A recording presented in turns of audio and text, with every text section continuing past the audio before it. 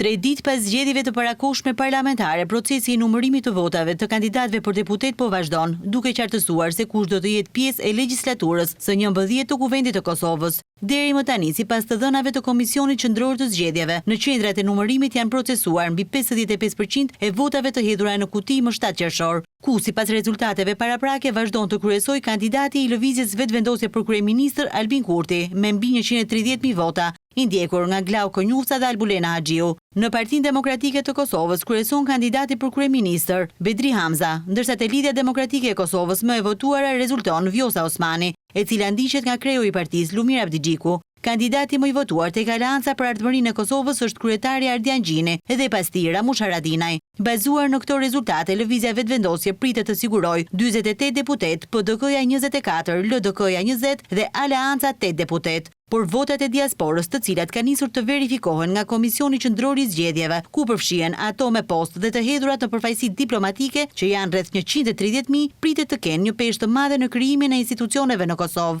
Komisioni Qendror i Zgjedhjeve planifikon që të shpallë rezultatet përfundimtare më 26 qershor dhe t'i certifikojë deri më 6 korrik, por ecuria e procesit do të varet edhe nga ankesat e partive politike lidhur me procesin.